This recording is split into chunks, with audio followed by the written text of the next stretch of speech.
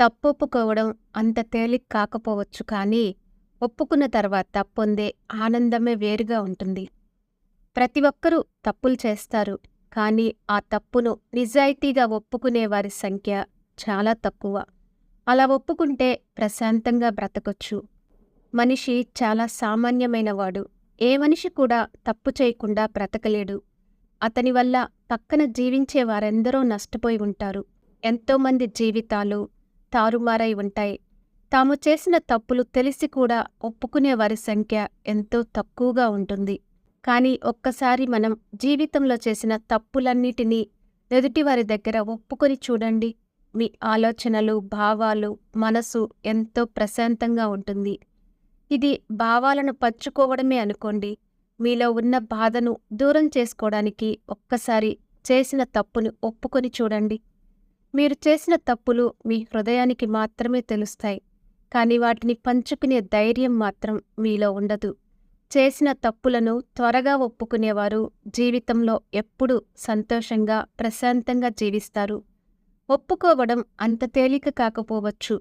కానీ ఒప్పుకున్న తర్వాత మీరు పొందే ఆనందం మాత్రం వెలకట్టలేనిది.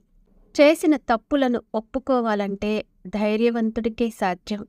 దృఢమైన హృదయం కలవాడు మాత్రమే ఆ పని చేయగలడు. బలహీనులు, పిరికివాళ్ళు తప్పులను ఒప్పుకోలేరు. ఆ పరిస్థితి నుంచి తప్పించుకొని పారిపోవడానికి చూస్తుంటారు. మీరు చేసిన పనులకు ఎంతోమంది బాధలు అనుభవించి ఉంటారు. ఆ బాధ మీలో పశ్చాత్తాపంగా మారుతుంది. హృదయంలో బరువుగా మారి లోపల కుమిలిపోయేలా చేస్తుంది. ఆ బాధ నుంచి మీరు విముక్తి పొందాలంటే మీ తప్పులను మీరు ఒప్పుకోవాల్సిందే.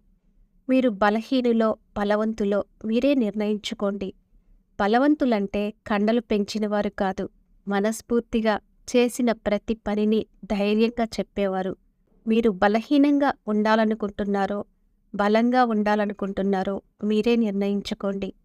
హృదయాన్ని, మీ ఆత్మను తేలికపరుచుకోవాలన్నా, జీవితంలో ఎప్పుడూ పశ్చాత్తాపం మీ దరికి రాకూడదు అన్నా ఒక్కసారి వెనక్కి తిరిగి చూడండి.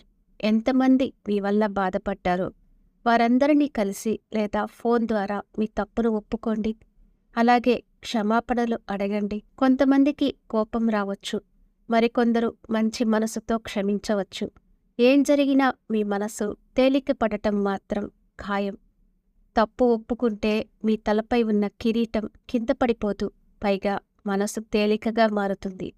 ఆ ఆనందాన్ని ఒక్కసారి అనుభవించి చూడండి. ఒకరిని మోసం చేసిన బాధ, నాశనం చేసిన పని జీవితాంతం మిమ్మల్ని వెంటాడకుండా ఉండాలంటే మీ తప్పుల్ని మీరు నిజాయితీగా ఒప్పుకోవాలి. Thank you for watching. For more interesting videos, please like and subscribe our channel.